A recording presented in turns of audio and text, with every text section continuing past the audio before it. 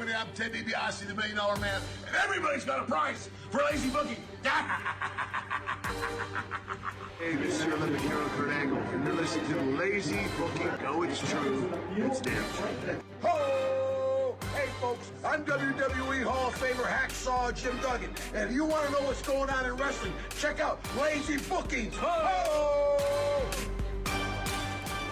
Welcome, ladies and gentlemen, to a brand new edition of Lazy Booking right here on A2DRadio.com, brought to you by Gibson Mayer LLC, your certified public accountants, located at 301 Oxford Valley Road in Yardley, PA. You can give them a call at 215-369-3300. Tax season will be here before you know it, so be ready, be prepared, and call Gibson Mayer. And there we go. Oh, damn you. And it was just Shinsuke. Maddie, you and your ass crack hanging out. I'm going to make you put them up next time they fall down.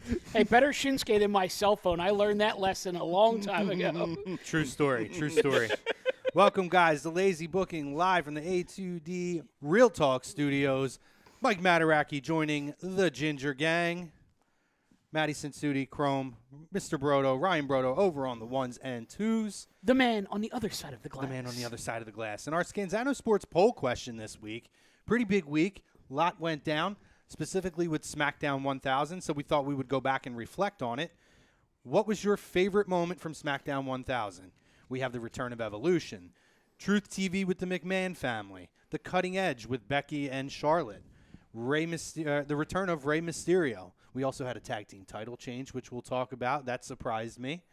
So, joining us on Facebook, YouTube, Periscope, Instagram, what's up, fam? We're looking forward to talking to you guys tonight. Lots to talk about, lots of news points, the Austin Aries situation, the potential crown jewel. We don't know what's going to happen with that, and some other very fun and interesting news points that we thought we could talk about. It's going to be a good, fun, exciting show.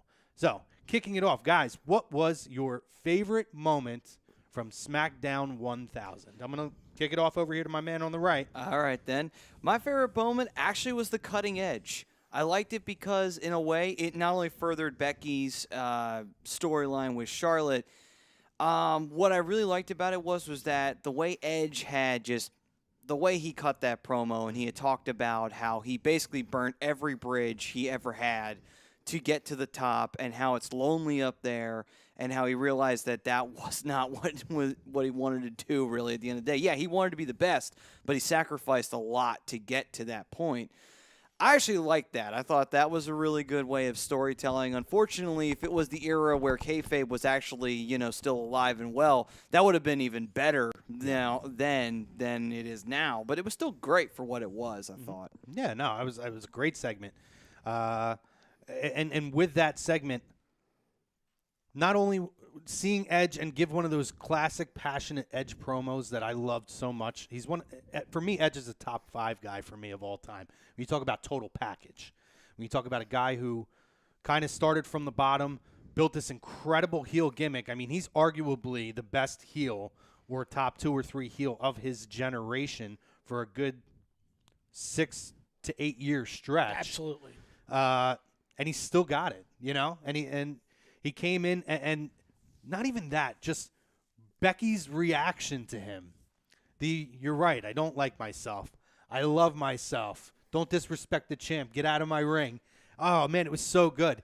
And when you see the evolution of Becky over the last couple of months, and it's everything from the change in attitude, and if there's any question, which I still hear the questions, did she really turn heel? Classic heel move is when the legend comes back and you disrespect them to their face. That to me solidified that she is the heel, because I've heard the argument, well, she's getting cheered. Is she really a heel or just with an edge? No, she's that's a heel to me, and to me, she might be the best heel in the company right now. Arguably, Miz is always up there with that, but with the work that she's putting in now, she's a heel, but she's an anti-hero. So I think there's still work to do, because it could go either way. She could either turn out to be the biggest heel in the history of the women's division, sans Moolah, or she could turn into the female version of Stone Cold Steve Austin, which is, I think, the path that they were trying to guide her down. But now I'm not so sure. I hope they do, though, because that would be cool to see, with that a female with that kind of edge on her where she gets so super cheered that the moment her music hits, it's just literally an explosion. You can't hear yourself. It's that loud. What about yours, Materacky? Interesting, because while I do believe that the Cutting Edge was the best segment of the show, Agreed. for me, the thing that I had the most fun with was the return of Evolution. Agreed. And Triple H went out there and he said the predictable stuff. And I thought to a certain extent, Flair was also predictable.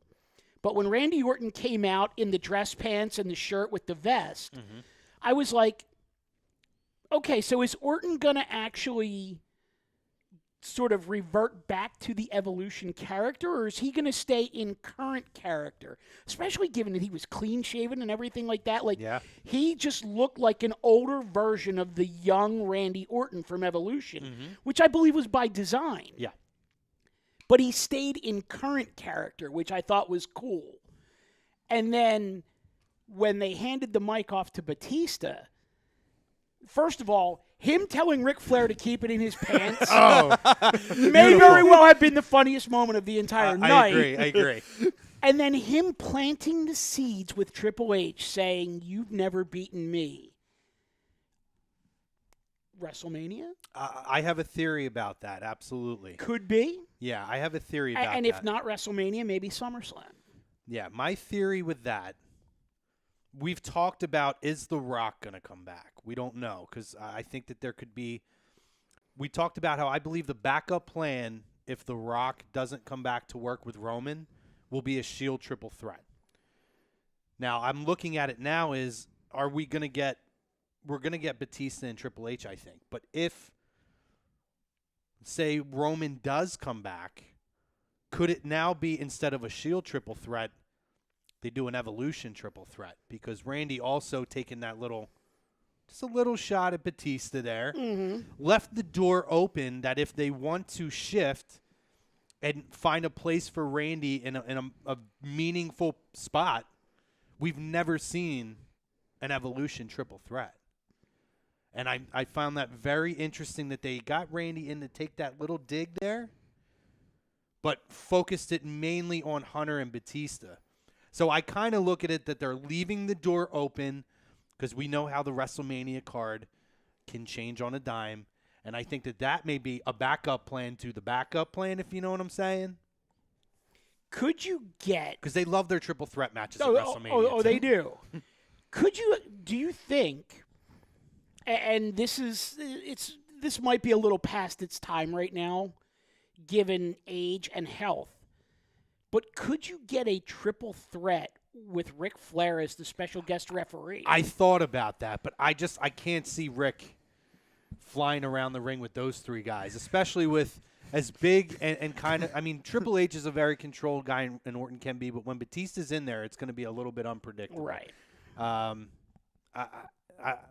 I just don't think you could put Rick in that position, especially with all the heart issues and stuff. And that's why I said I think it's probably dated. But my thought was that, but I could see, I could see Rick just hanging out at ringside, and being a part of the match that way. I definitely think he would have some kind of a role if they were to do that. So we'll see. I don't know, but that's my theory. Is that I absolutely am with you. It's going to be Hunter. It's going to be Batista. It should be at WrestleMania. I like the way that you left the door open for Randy Orton, though, because it could very easily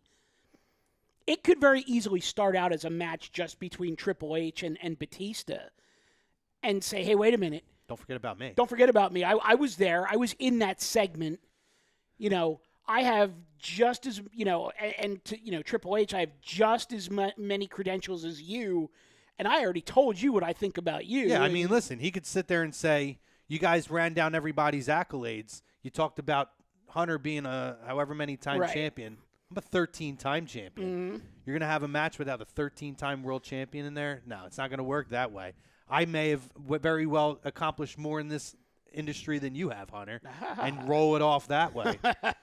So there's a lot of ways they could go with it. And again, it's just a door open because it gives them an out to not do that by having having Batista kind of roll it off his back. It's kind of like okay, but then Orton could just take another prod and be like, "Listen, I gave you the pass that time." Now, so we'll see. That's my theory on that. What do you got, Ryan? I absolutely agree with Mr. Materacky. I thought the moment in that segment with Evolution where it seemed like one of these nostalgic segments with the four guys, they all have massive respect for each other. They were going over all of their credentials, and then just the moment it flips. The mood in the room flipped when Batista said the line of he's done everything but beat me. Just in an instant, everything flipped. And I find it always very entertaining when they do these little teases with Triple H. It reminded me a few years back when they did it with The Rock in a backstage segment. Yep. I believe it was another anniversary episode of SmackDown. It was the 15th anniversary in Philadelphia. Yep. Yes. I was at that event. And it reminded me of that, and I remember all of the excitement after that, which obviously didn't turn into much of anything immediately between the singles, competition of, oh my God, are we going to see Triple H and The Rock? Which, by the way, I still want to see that match at WrestleMania. Wasn't that the segment where everything was like polite and friendly and everything? And then they started arguing about who was better, and Stephanie was just like, "Come on, we're going to dinner." Yeah. Well, and then they started arguing over who was going to pay. The best part of that segment years ago was they both arguing. They got closer and closer to each other, where they were this close to each other. And I think it's The Rock. He's like, "Why are we this close?" Yeah. And they're like, "No, you back up first. No, you back up first. You back up first." No, but there's a lot of great moments. I loved the cutting edge segment, absolutely. But something that reminded all of us of how good Evolution was years ago. I love what they did with Randy Orton, who I've been obviously highly critical of. They made me very interested to see another Batista match, which I never thought I would ever say. Well, and talk about things that they could play off of. It's well known that there was a while where Batista wasn't booked to be on the show. Right. Batista had come out, a month and a half ago and said, he misses wrestling every day and he does think about it. But he's always been a guy who always said, if I come back, though, I want to do something meaningful. He doesn't want to be that guy who comes in for a one-off and then vanishes into thin air and goes back to Hollywood or whatever he's doing. I also wonder if that wasn't in his hometown, if it would have been as meaningful for him. And that's very possible. But I look at it and I think you could even play back to, Hunter, you're so arrogant that you didn't even think to have me on the show. Even though I said I wanted to be on the show, that it meant a lot to me. You were so arrogant with everything that you do now that you weren't even giving me any consideration at first. And you could play off of that. There's a lot of ways they could go with it. And I agree, you forget. And their last run was brief, somewhat forgettable, but it was meaningful because it kind of was the lead into the Shield breakup. But that last one reminded us of how good of a heel Batista can be. And now years later, and I agree, when they came out and the four of them were kind of just standing in the ring together, it gave me a little bit of a chill. And then when they did start running down all the titles, and what Evolution was supposed to be at the time is exactly what it became. It was the past with Ric Flair, it was the present with Hunter, and it was these two young guys who were hungry to make an impact in the sport.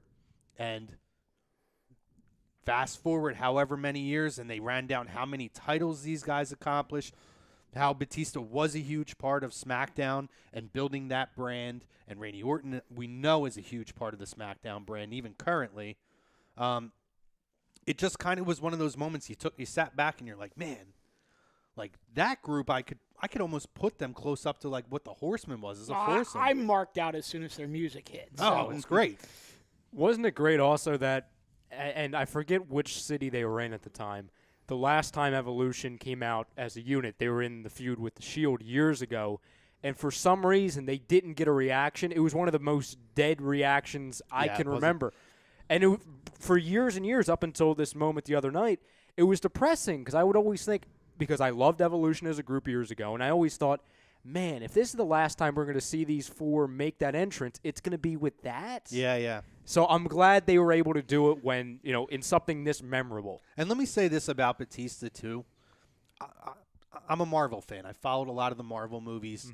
I've seen the appearances he's done on TV, and in a lot of ways, it's like that look of a professional wrestling athlete kind of went away a little bit. You know, there's times where I looked at him like, man, he looks like he got really old. But I looked at him on Tuesday night, and he looked like he's getting back into ring shape, just kind of looking at his physique. He looked much more like the old Batista, and even just his physical appearance of his face and his hair and the style. So it got me a little bit excited for it. You know what he looked like? To your point, in his last run, he looked like, and it's funny because he ended up being this character in a movie, he looked like that James Bond bruiser villain type of a guy, which he obviously ended up becoming right afterwards, so it makes sense. Right. But I agree. His image now is way less Hollywood than it was when he first returned, when he was with the skinny jeans and. I don't know about all that. The red glasses. Okay, well, I mean, couldn't have been any more Hollywood. There's a sprinkle of Hollywood right. in there, but it's not in your face, skinny jeans and the FIFA United. I don't know what that jacket was when he returned years ago. Well, fair point. I think, too, they tried to go the evolution route pretty close after they brought him back and basically made him the #1 contender at a time where people wanted Daniel Bryan. Yep. And I don't think that did them any favors as far as Batista. Or maybe it did do them favors because they were forced to turn him heel, and you were reminded how good he could actually be as a heel.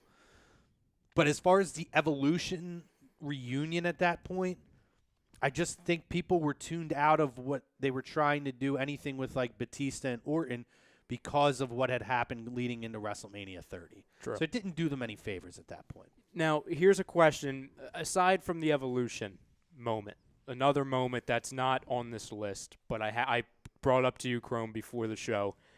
Maddie and Mike, you haven't heard this yet. I'll ask you a question first. What was your thoughts on the whole moment with the Big Show, Cesaro, and Sheamus? Because I have a huge question after your answers. Well, how many turns does this make for a Big Show now? And that's the first thing I said. Well, see, I think the whole point of it was to kind of mock how many turns it had. Okay. That was the point I made. I think it was more of a tip of the cap of that's what everybody kind of has known him for at this point. And I think more of it being the Big Show. He was Big Show, pun intended. He was a babyface last week against Randy Orton, and then he's the heel to Tuesday night in the interfering in the tag match.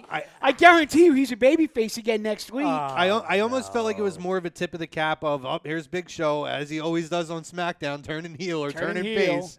I didn't think that much of it. I wasn't bothered by it because it's not like he's on TV every week and he's turning every 2 months. I just kind of thought it was a moment. It was a way for them to kind of tip the cap and move the titles again off of the New Day. See, what you guys are saying is probably true. I hope not, though, because why would you do that in a tag team? You would really – listen, if the whole plan all along was to get the tag belts back on Cesaro and Sheamus, that's fine. You're doing a little Big Show gimmicky thing in that. You could come out with – like we were talking earlier, Chrome, like Ellsworth was apparently supposed to show up. Have Ellsworth in the ring and then Big Show come down and turn heel on him. Right, but here's the thing, though. I mean, you saw Big Show in the ring last week, and he actually looks really good. He's moving well. Best shape of his life since he was a young man, for sure. Are they using the interference to set up Big E's singles run and have Big Show be the first opponent for Big E and have Show put him over? Right. They could do that, and it could be a way, too, that they don't have to break up the New Day, because I think we're going to get the Big E singles run without breaking up the New Day. There's just way too much money in that merchandise for them to break that up. But they could get off of that whole Freebird rule and finally focus on Big E being the top single star and continue to run with Woods with Kofi and Woods as the tag team. Mm-hmm. I would be excited to see that. So that's a fair point. Absolutely, he could be the first step to getting Big E in his singles run. See, what I told Chrome before the show, and I was worried about this, was when I saw that spot happen and the ending moment was with Big Show holding their titles, I'm thinking to myself, oh, great. We have another faction of 3 people. And my question was, okay, first off, they're doing the exact same thing they were doing with Strowman, McIntyre, and Ziggler. And I was joking with Chrome. I said, is it the era of WWE to do everything in threes? Everything's in threes right now. It always has been, though. I mean, No, but it's like ramped up to 100 miles an hour right Matty. now. there was a period of time where they did everything in fives, where they had faction upon faction in WWE. True. Yeah, that's true. Very true. And, we're building towards Survivor Series. Yeah. They could start positioning guys just to build some Teams. some alliances. By the way, I know we're way away from Survivor Series still. I wish they would go back to making it the more of a team pay-per-view. Mm-hmm. I mean, I know that it storyline-wise, you look at it, it's like there's not a whole lot of sense as far as individual storylines because that's what the industry's become.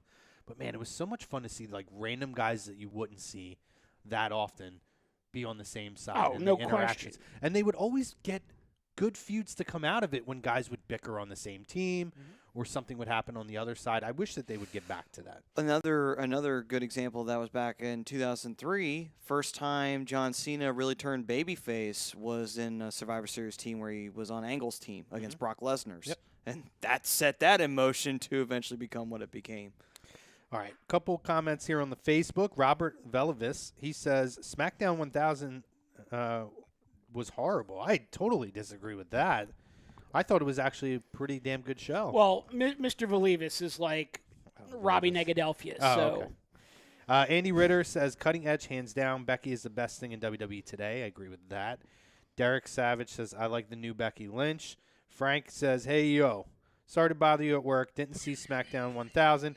But to throw my 2 cents, the WWE needs to cancel Crown Jewel for the safety of everyone. Glad you're back this week. Yeah, we missed last week. Unfortunately, we expected a big storm. That did happen, which would have happened during the show. Yeah. We expected to start earlier in the day, so we made the decision to cancel because some people come from all over, and there's usually flooding in the areas that people come from, and we didn't want to risk anybody's safety. It was bad. And me and Andy from Jackson Ritz, we're going to talk. We're going to address them later, but Andy was kind stay enough. tuned, boys. Andy was kind enough to hop on with me on Saturday, and we did a little, like 45-minute or an hour live video in the Real Talk group. So if you missed the Real Talk group, hop in there. Get on it. We have a lot of exclusive content on there that we do, aside from all the great conversation.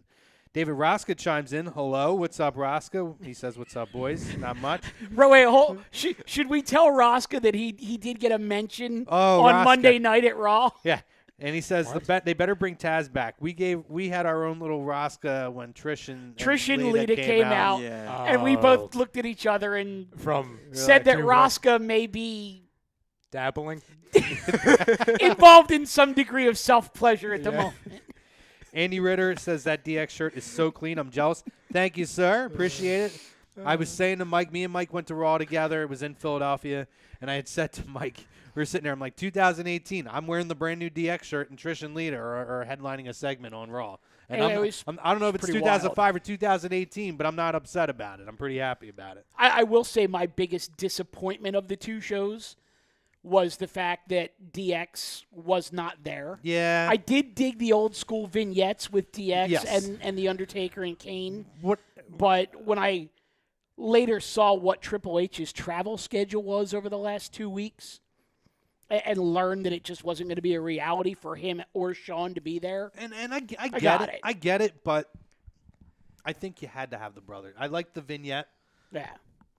But I think Kane and Undertaker, especially in one of their biggest markets in Philadelphia, making an appearance would have been valuable. I 100% agreed. So that was my issue with that.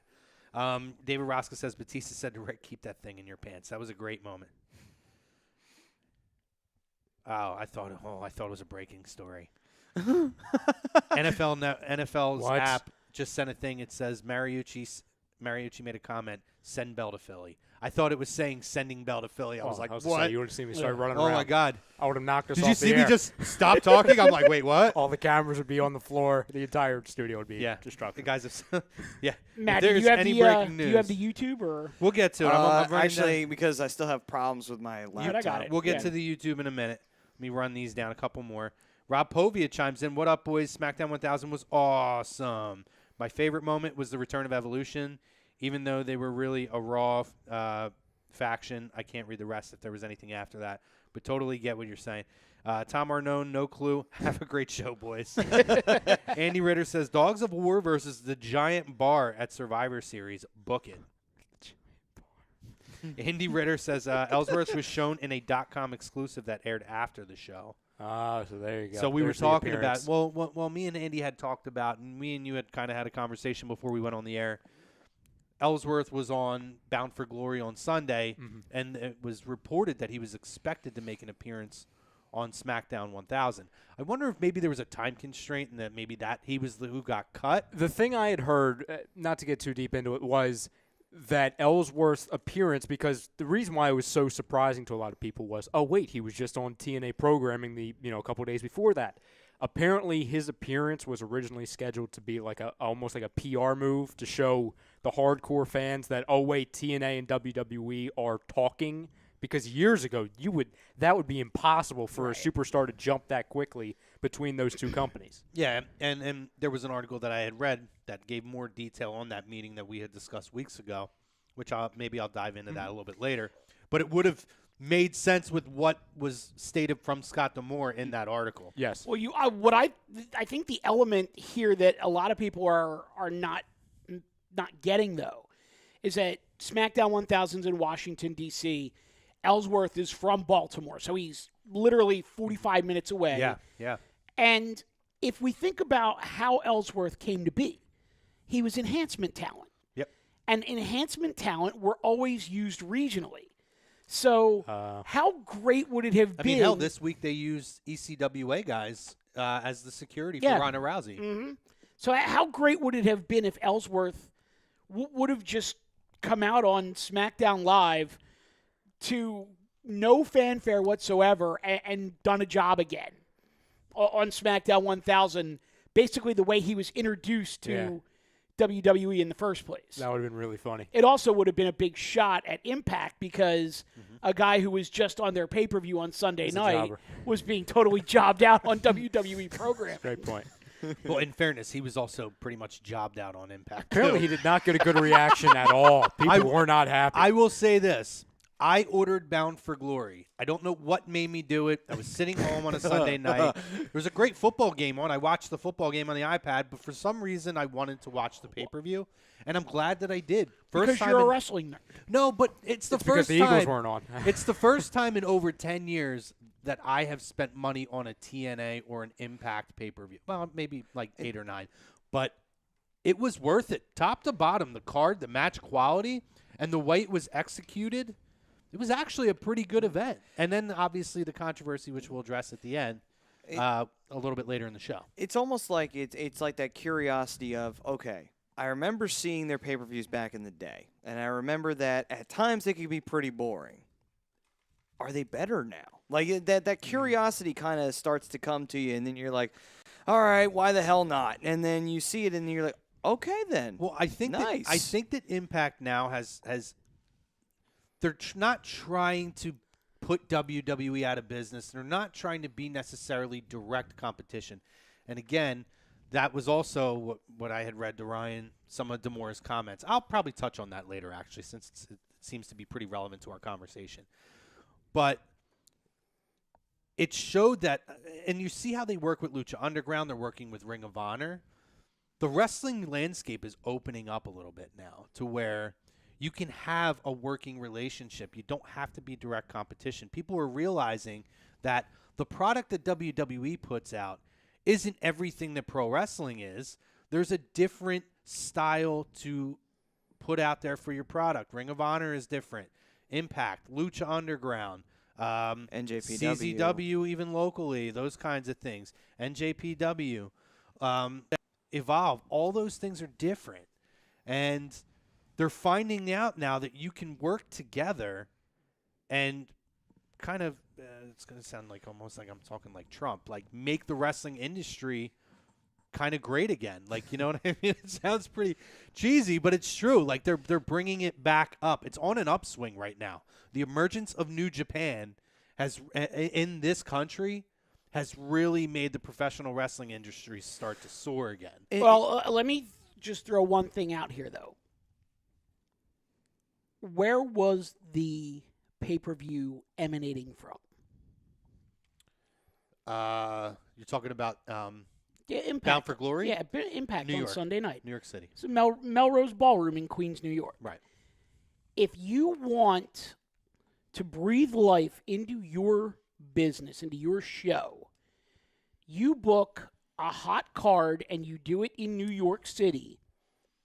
This bottle of water smells weird. I'm sorry. That was freaking weird, bro. I saw you start sniffing the bottle. I'm like, did somebody else see that? No, Oh, smell yeah, the shove bottle. it in somebody No. else's face. Smell Oh, the here, bottle. sniff this. It Smell smells the good. bottle. Tell me it doesn't smell weird in there. Why the hell It would I tastes fine, smell but it your water smells bottle? weird.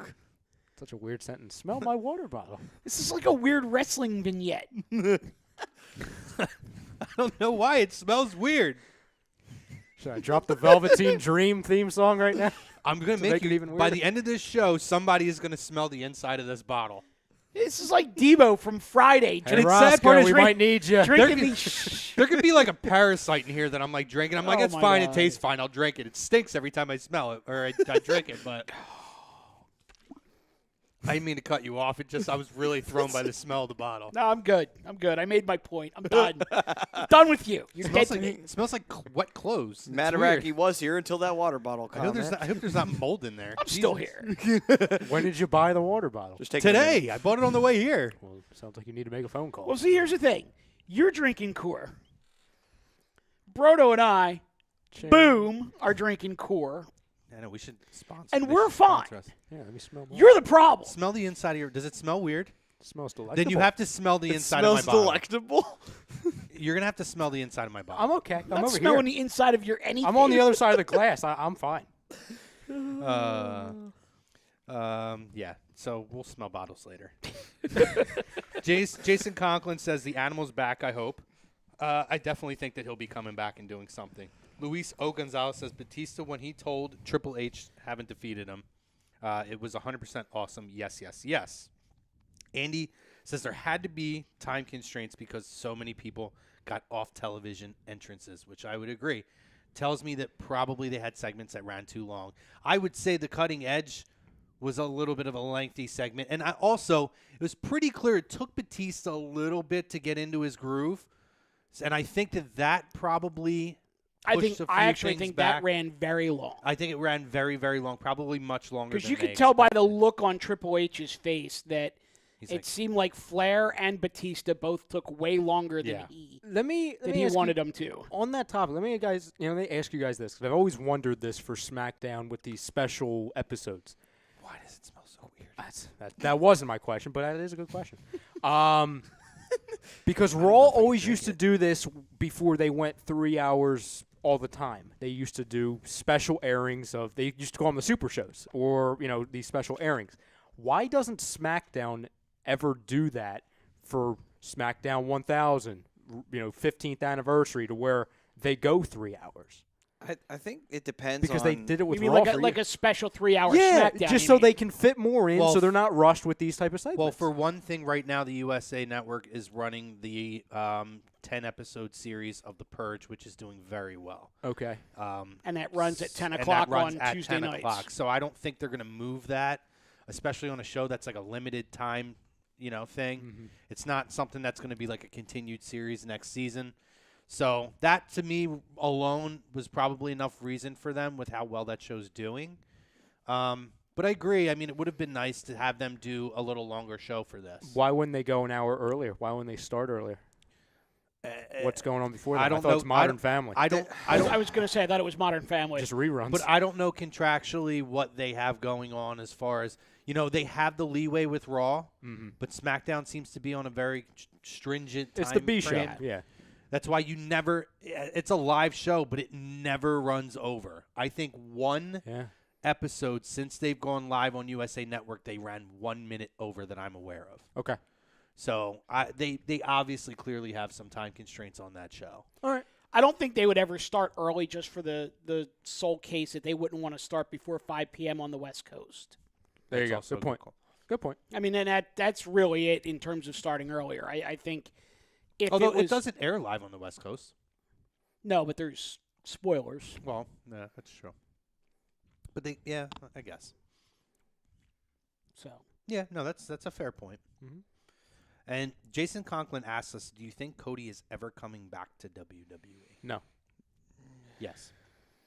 not anytime soon, but yes. Yes. Once he fulfills his obligation to ROH, and then also he drops the NWA title, which would be any time when when he was considering of going back to WWE, and the U.S. title for the IWGP, that's when you could consider it. Okay, he might be planning on making that jump. Because right now, I wouldn't see him doing it if he's carrying 2 titles. I don't know. I mean, there's a lot of rumors about displeasure going on in New Japan right now with the hierarchy who's running that organization. And it's not just new talent. It's not just the American talent. It's the guys who have been there that they've built that company on their backs. There's a lot of turmoil, it sounds like, starting to stir up in New Japan. Well, And you're hearing more of those rumors that the Elite is getting closer and closer. Yeah. I think Omega will be the first one to make the jump. I think a lot of that displeasure is coming from because one thing that when you read about New Japan is they've had a history of kind of not being sure what they want to do with who they want to push. Like Tanahashi was the obvious hands-on down. We need to rebuild our brand, and he's going to be our guy. Okada just kind of fell in their lap, and they had no choice but to make him the big star. Naito, they've been hot and cold. They've gone full blast, and then they've pulled it back down to the point where when he won the Intercontinental title the second time, he hated the fact he won the Intercontinental title, and that's why he would destroy the belt every single time he came out with it.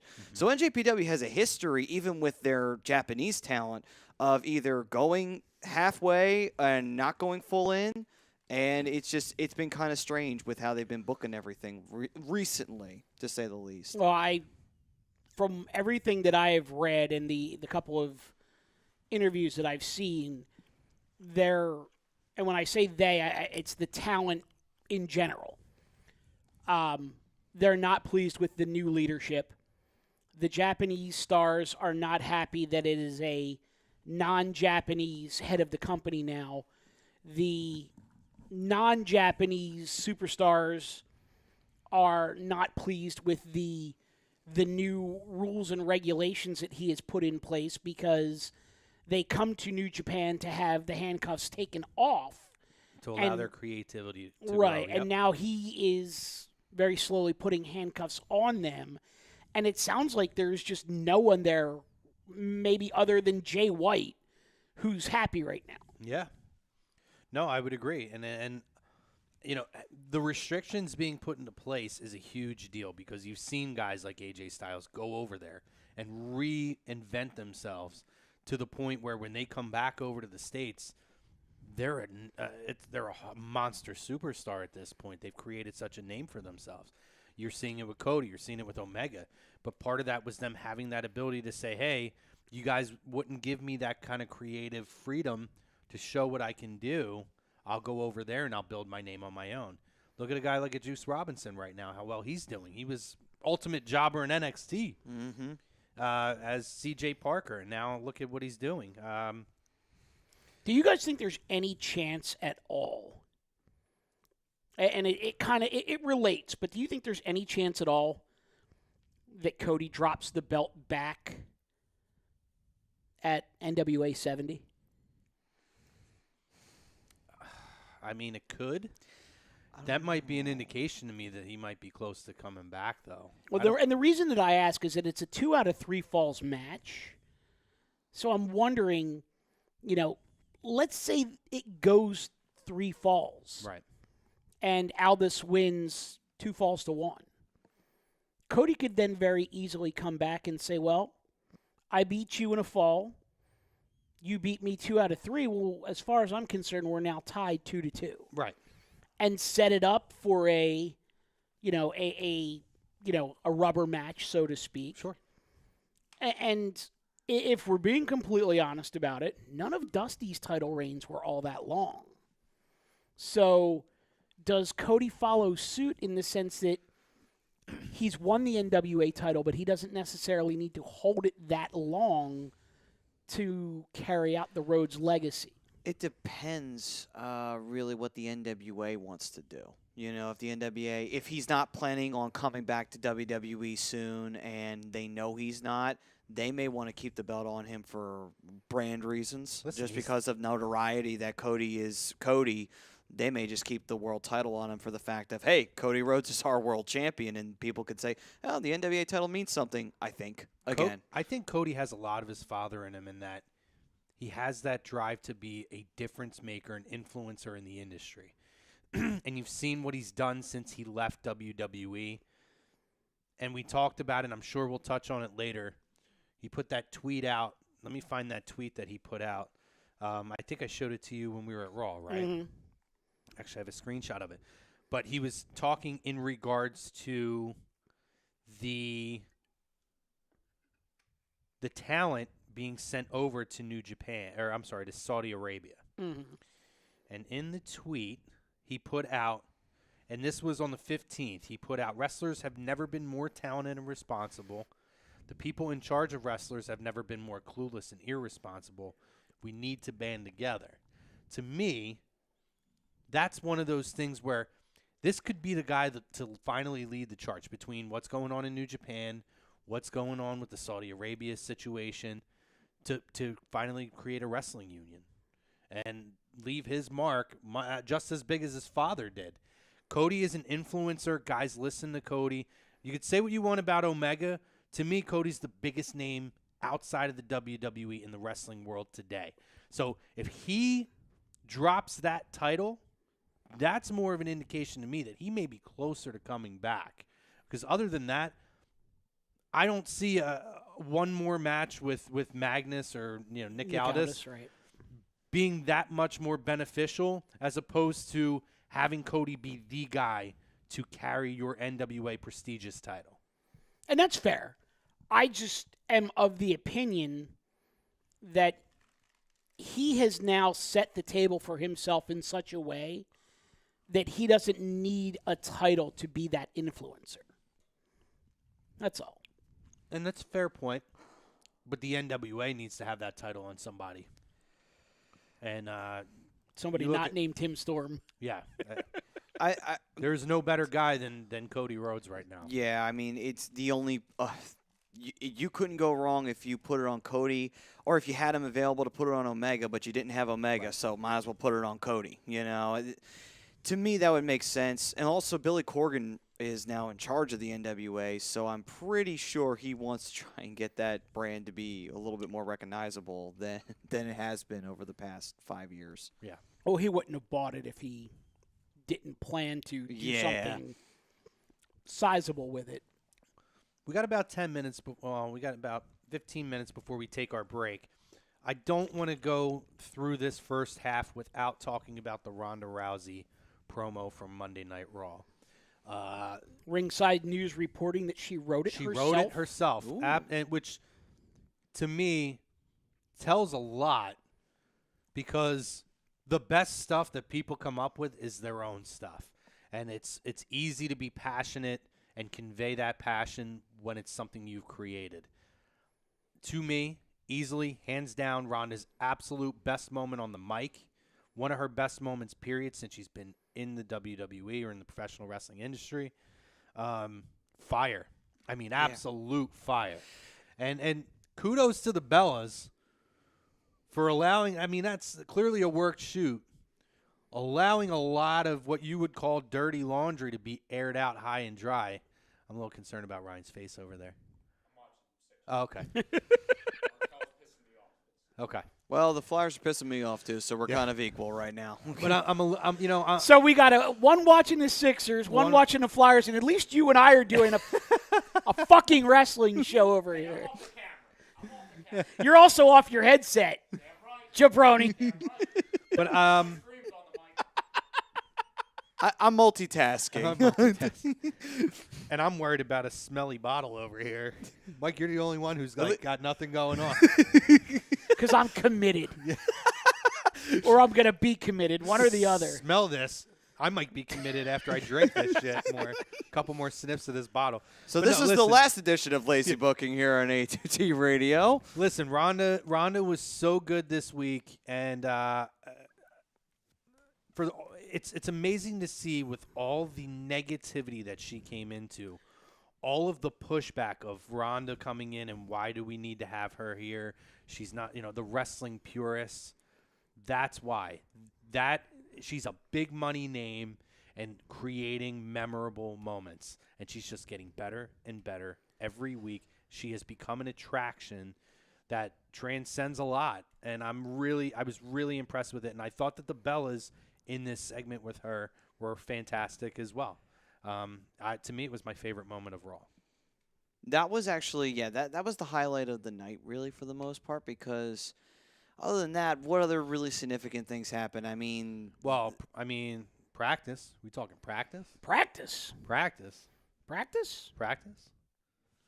Love the tip of the cap. Oh, and let's not forget Elias's amazing troll job of the Philadelphia fans. Oh, yes, and when he's so good. With that was great. That was really good. Did he say everybody looks like Gritty or something like that? Yes, he did. So good.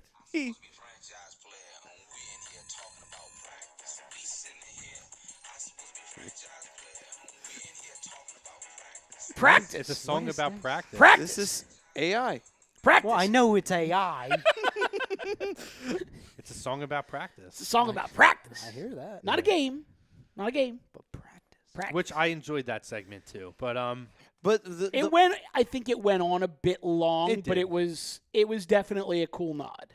yeah, I think. unexpected not. But I think overall, though, with the show, Ronda definitely stole it. That's for sure. Sure. But it seems like what Ronda's doing now was a hell of a lot more entertaining than what they did in the main event. I know they were showing that Drew might possibly just be breaking off from the stable, which isn't a bad thing because we all knew it was coming at some point. It had to happen at some point. And it just the way they went about it, it's just like it could have been done just a teeny bit better. It was a little.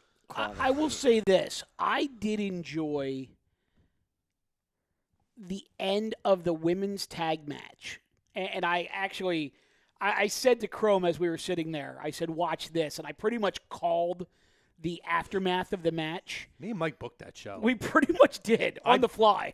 I booked the whole Drew thing. In the beginning of the night, I said to him, I was like, I have a feeling they're going to go the other way now, and it's probably going to be McIntyre's the one that ends up walking out. So it was pretty, we basically sat there and booked the show. The female or the women's tag match when you had what was it? Ember Moon goes over the top, and then Tamina and Nia Jax, and I just look at Chrome and I said, Dana's throwing them all over. Yep. To show everyone that anything can happen in a women's battle royal. And anybody can. Yep. And there it was. It was a predictable setup, but it was cool that they used Dana in that spot because she's the one that you wouldn't expect to have that happen. It was well executed. Yeah. I agree. It was very clear with Evolution coming up in a week from Sunday that they went very women heavy on this show, and I was fine with that. Yeah. Being in the crowd, I was okay with that. I think the talent is definitely there. I will admit, as critical as I am, I was kind of happy to see Sasha come back. I popped a little bit when she came back. As did I. She looks refreshed, which I think is good.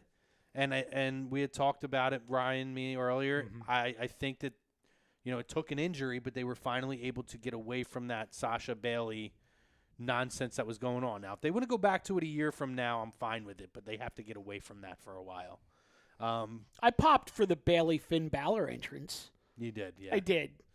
You did. Yeah, it was pretty good. I mean, I enjoyed the women on the show, and Because I love Finn and I want Bailey to turn heel. And that entrance is probably the closest thing she'll ever get to being you're probably right. a heel. You're probably right.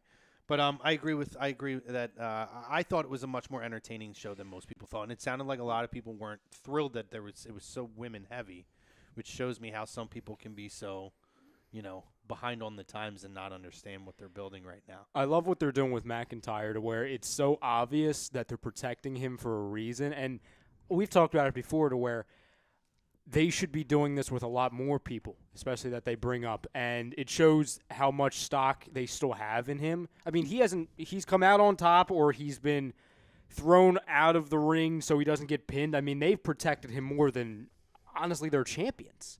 So it shows, whether it's Rumble, whether it's before WrestleMania or right afterwards, he's their guy going forward.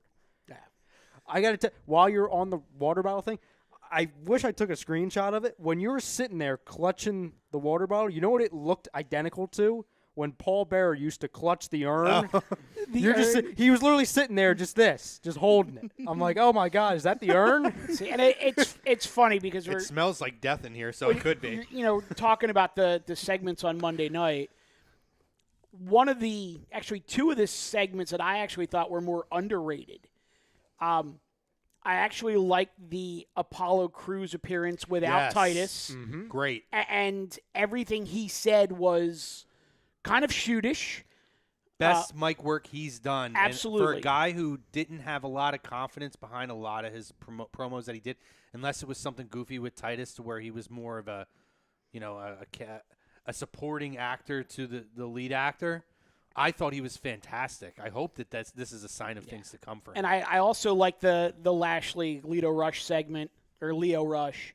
And I had mentioned to Chrome, I said, I would love to see Leo Rush and Lashley try to recruit Apollo Crews away from Titus and start their own little, their own little faction, if you will. Mm-hmm. I was going to ask you guys what your thoughts were on the whole Lashley turn, because I don't think we've been, ever since the official turn, I don't think we've been on the air. I like it. I like it a lot. I think it was needed. I think that's perfectly fine because you can have Leo be the mouthpiece. Lashley can cut a promo, but you know what? You can have a silent, intimidating Bobby Lashley. It makes more sense.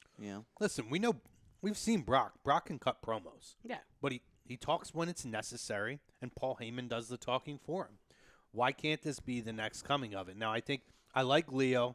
It can be a little bit of annoying at times, but that's also kind of what his gimmick is to pester the shit out of you, which is what's helping to complete the heel turn. So I'm totally fine with it. I enjoy it a lot.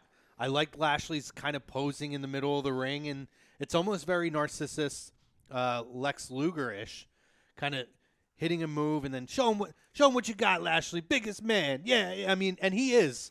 Hey, hit the most muscular. He's calling the name of the poses out, and he's. Oh, it was hilarious. Do you know what it reminds me of? Yeah. His little while they're in a match and Leo's on the mic, and this only lasts for 2 weeks because I think that the guy, and I forget his name, but he got suspended then fired.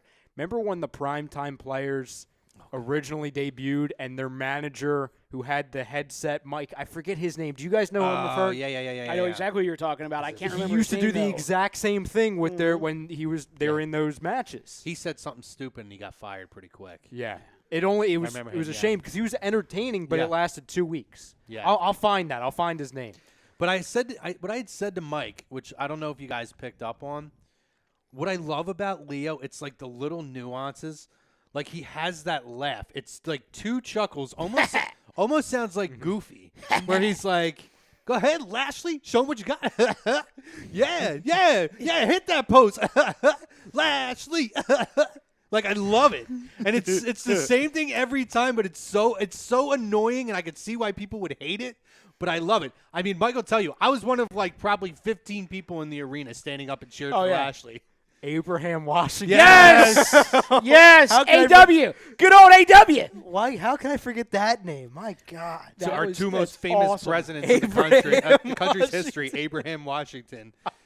But I'm liking the Leo Rush thing, and I'm enjoying that. To me, it's the perfect transition to get Bobby Lashley to heel right now. Now, where do you think they take with it? Like, do you think he still stays in that main event role, going for a title, or do you think he's going to be like a mid-card type of a guy? I don't know. I mean, it's tough. While they're building him up as a heel and as a dominant heel, I don't know if it'd be a good idea to feed him to Roman immediately. Yep. Yeah. I almost feel like they've taken a necessary step back for him, and it's almost like they're a repackaging in a sense that now they're getting him back to doing those kind of squash matches, like they threw Tyler Breeze out there. I think that completing the heel turn to taking out Kevin Owens, who's going to be out until January or February at this point, was the perfect way to get the instant heat and now just build it up slowly again. By the Leo way, will do a lot of the work. Well, one thing they No, sorry, go ahead. Go ahead. One thing they can do with him if everything goes the way they plan to, and Seth's still got the Intercontinental title. If he's a big enough heel where people just can't stand Leo and they boo him the moment he comes out, you can have him take the title off of Seth. I'd be fine with Yeah, that. I would like that a lot. That's going to actually be something. That's a good point because that's part of our second half conversation as well. The final thing I was going to mention about Lashley was I'm so glad they changed his finisher to where it's not the just hold a guy up in a suplex for 25 seconds then put him Which down. he still does it. Yes, he but does, it's a setup not the move. finisher, Yeah. right? No, I agree with that. I kind of wish he would just go back to the Dominator, though. Yeah. It's essentially the same move, Yeah, but he it's just more, goes to the side. Yeah, he just But goes to the side. I would rather see him just do the Dominator and slam the dudes down. That was the a great front. finisher. Yeah, it's classic. That was Ron Simmons. That was Ron Simmons' move. Here's the funny part: when he was with the APA, how many times did Farouk actually hit it properly? Never. He always got interrupted at some point during the match. That's true. True. Rosca actually did put in Abraham Washington. Oh, thanks, Roscoe. Jason Conklin says EC3 is the next big thing in WWE. The talent's there. Talent is absolutely It's going to be there. the booking. We're going to see. I mean, I think that they're high on him, but I don't know. With WWE's booking, I'm a little bit concerned. NXT to WWE is completely different. It is. It is. It's a different transition. A lot of the talents transition the same way. I almost wonder if EC3 is going to be one of those guys who is content staying in NXT as long as they want to keep him there. And it's one of those things we didn't get to touch on it when we went to a couple weeks ago because we had a lot that was going on, and we will get there. And that was something that was brought up to Johnny Gargano in an interview with one of the Texas newspapers. I can't remember. It might have been the Dallas Star. I'm not sure though. But it was about is there guys there or women there that look at the brand now at this point and say I would like to stay there, and it's a good talking point to get to that. We won't be able to get to that tonight. Maybe we'll try to throw that in next week or the following week because I would like to. But yeah, so great. I thought it was a great week. A lot to take away from it. Right now, we're going to take our break. Second half of the show, we'll get back in. We'll continue to talk the poll question if you like. Interesting question I'm going to bring up regarding the Universal title situation now as opposed to what it was a month or 2 months ago. Also a big night last night on the network with NXT and also the Mae Young Classic. So Yeah, so we'll touch on real good week. We're going to dig into a lot of stuff. The Austin Aries controversy. We'll try to get into some Saudi Arabia stuff too.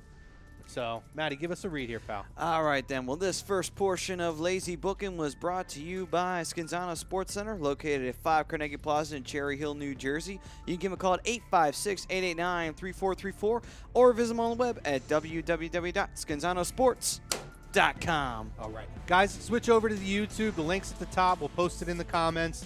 A lot to talk about on the other side.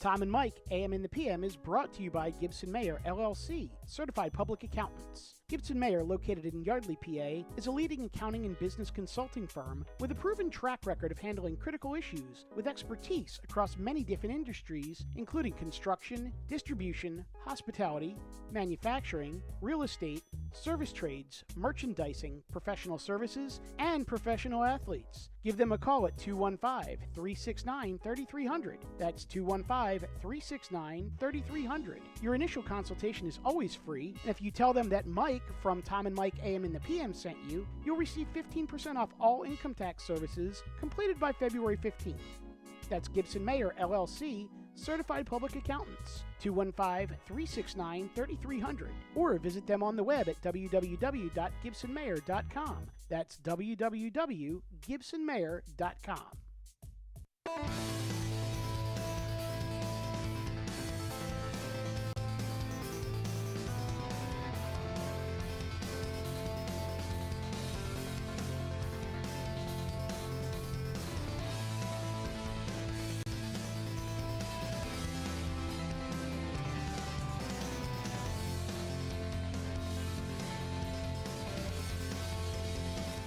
Welcome back, ladies and gentlemen, to Lazy Booking right here on A2DRadio.com. Brought to you by Sports Outlet for all your sporting needs, located 703 Black Horse Pike in Glendora, New Jersey. Give them a call at 856-939-2030. Email them at sportsoutletnj@comcast.net or visit them on the web at www.sportsoutletinc.com. Impressive. Wow. Welcome back to Lazy Booking, guys, from the Real Talk Studios. Exclusively now on YouTube for the second half of the show. Seriously, bring that back up. It's like NWA Worldwide. NWA Worldwide. It's NWA, Mid-Atlantic Championship Wrestling. I'm David Crockett along with Tony Schiavone. Gordon Sully's got our ringside interviews. We got a jam-packed show for you tonight, folks. You lost me to Tony Schiavone, though. Our Scanzano Sports poll question: what was Thanks, your favorite Ryan. moment from SmackDown 1000, Return of Evolution, Truth TV with the McMahon family, The Cutting Edge with Becky and Charlotte, and the return of Rey Mysterio, which we really didn't get into that at all. I will say it was cool. I liked Rey back. I liked him working with Nakamura.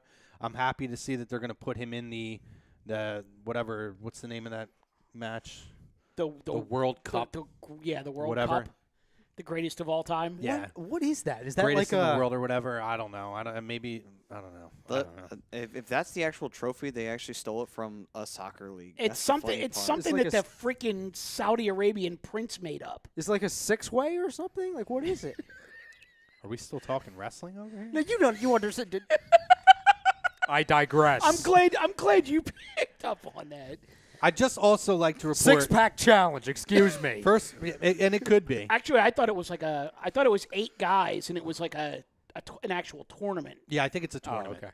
I would like to, first of all, if you made the jump, thank you guys for making the jump. If you stuck with us over on the YouTube fam, we appreciate it. And if you listened to the first half of the show, I would like to give an update from a previous conversation we had in the first half of the show, is that I got them to smell the cap of my water, because the cap smells like the bottle, and they agreed that it smells really bad. And I'm Smells probably, like hell. and just an FYI, I might die tonight from some kind of a bacterial intake. So Breaking. if this happens, guys, I might have like the warrior projectile vomiting from like Papa Shango. That might happen, guys. So this one's to that. Speaking of the warrior, he's there front and center. This one's to you, buddy. How's that one smell? He's the This boogeyman. isn't the new one. And Oh, he's it's the same. coming to I'm get finishing you. the old one. I'm 3/4 of the way through the bottle. I'm not a quitter. Damage is already done. I'm not a quitter. I go all the way through. I got a high level of pain tolerance. We're good. But Not going to touch that one. Not even a little. interesting point I wanted to bring up, and it was something that I had talked about a little bit, very briefly, with Mike when we were sitting in the seats at Raw. I mentioned it to Ryan last week. Was it last week or maybe this week? I don't remember when I mentioned Probably on it. Tuesday. Tuesday. It was Tuesday I mentioned it to you that I thought it would be a good topic. When Brock Lesnar was the champion, people screamed, "We want to see the Universal title be more of a focal point. We want to see the champion there every week. We want this, we want that. And at that time, you were seeing a lot of the secondary titles that were much more meaningful. The tag titles were in meaningful programs. The Intercontinental title, whether it was Miz, whether it was Seth Rollins, had it was put out into the forefront and given a lot of opportunity. Now we've gotten what we've asked for, whether it's the guy we wanted to have it or not. We've got the title back on the show every week. It's making its appearance. The champion and the main event focus on Raw. But now what I'm seeing is that now those secondary titles that had their prestige built back up and meant something have now been relegated to being a prop for the main event program. So we're seeing, instead of seeing tag teams, deserving tag teams, we saw the B team got an opportunity to have a tag team title run. You know, the Revival was starting a feud with them before all of a sudden now we have Drew McIntyre and Dolph Ziggler cutting them off, at the knees. And now they're teamed up with Braun Strowman as the tag team champions. And now you see the Intercontinental title with the Shield with Seth Rollins. And you're seeing the Universal title on Roman Reigns. And now what's happening is we're seeing how many times in a week and a half, I believe, we saw the Shield versus Braun Strowman, Dolph Ziggler, and Drew McIntyre 3 times. 3 times. There is no focus on any of those secondary titles. Now, the women's title is something totally separate, and it has been, really, especially with Ronda being the champion. But to be fair, though, if there was a female member of the Shield or of that other stable, the title would have been there, too. I'm sure, right. So my question is, looking at the landscape as it is now, first of all, in hindsight, was it not as bad as we thought it was with Brock being the champion? Again, for years, the champion would show up and defend the title every couple of months. Now, Brock was a little less than that, but I digress. We did work it out the 1 week where he showed up. How many pay-per-view matches did he have? I think it was like half the pay-per-views 8? almost, right? Yeah. Yeah, it was like 8. So in a year and a half, he had about 8, which is probably every 3rd pay-per-view, which is right on par with what it pretty much used to be, every 3 months or 4 months when they would have a pay-per-view. 3 months, because it was at the Big 4. And I don't think during that entire run, I don't think he had one match on Raw. Well, I mean, But I was just saying, I was just throwing that right. out And there as occasionally you'd observation. see Hogan and stuff on Raw, but you really, and maybe even a title defense here or there on like Saturday night's main event, but you wouldn't see that very often. But that's why I highlighted it, because I think the thing is a lot of fans are so used to it. They're so used to the idea of the champion always being there, and sometimes even the championship being on the line on a Monday Night Raw. Because, for example, CM Punk's run. How many times did Punk defend the WWE title on a Raw? Like, he defended it at least almost double-digit amount of times on a Monday Night Raw. How many of those ended in DQs or no finishes, To the whatever? point, to me, it was ad nauseum at that point because of this oversaturation that started with Eric Bischoff trying to compete with WWE and one-up them. That's what the industry became. But my question is, now seeing how the landscape is playing out, would you prefer a situation similar to Brock? Doesn't have to be Brock. Or let's put it, as Roman or Brock. Would you rather have Brock Lesnar right now as the Universal Champion and all those other titles, which is more opportunities for guys to get spots on shows, be the situation that we're in? Or would you rather it be as it is now where the title is there every week and they're focusing on that main event title every pay-per-view, but every other title is a secondary thought at this point? I wouldn't mind if the title was there every week if the champion was not in a faction. I think the whole thing gets diluted by the fact that Roman is part of the Shield. Like, with Brock being there as a singles competitor by himself, I think, and maybe I'm being selfish, but I kind of want the best of both worlds here. Well, that would be ideally that would be what everybody would want. I want my champion to not be part of a faction. And I want him more often than I had Brock, but maybe not every single week. But this is what I'll say back to that. Triple H, Evolution. Shawn Michaels, DX. Ric Flair, the Four Horsemen. Mm-hmm. The Undertaker, even at the point where it was the Ministry. There has constantly been champions in factions, and the title and secondary titles have been something that were meaningful. So I don't feel like him being in a faction dilutes anything. I feel like the fact that every title is in two factions and one that's kind of basically just been thrown together to pass a couple of months, that's the issue. I mean, when you think about it, you know, and Mike bring up a good point there. Like, it's okay to have the champion on every week. The faction thing's the faction thing, but I think the problem is that the secondary titles are being treated like they do not mean anything. Whereas you can go back to, for example, the Corporation. The Rock was the WWF champion. Ken Shamrock was the Intercontinental champion, and they had the tag titles and the hardcore title. They had all the belts except the European title. But that was the faction's gimmick, was to have all of the titles. But they all meant something, you know. Right. They were held up like, okay, I have the esteemed Intercontinental Championship. I'm the best mid-card talent that you guys have. And, you know, that was Shamrock. And then they had the tag team that was thrown together with Bossman and Shamrock. But that was the important thing, was to get the belts off of the New Age Outlaws at that time, because that was their number one rival was DX during that time period. Yeah. So the belts meant something. Even the hardcore title meant a little bit of something for what little it did mean. Listen, the NWO, they did their thing where they were a group and they dominated, but they also had, excuse me. Bless you. Bless you. Bless you. It's that water bottle. It's that water bottle, yep. Uh-huh. Here The we go. effects Starting. The symptoms have begun. But they also had the outsiders competing with the Steiners, and they had Hogan going against whoever it was, you know, Sting, Luger, Savage, you know, the Giant, whoever it was at that point that they threw up against them. So the faction thing to me isn't a major deal. It's that they have two factions that are supposed to be part of the main. They were put together to support the main event program, which was, what was it? It was Braun and Roman.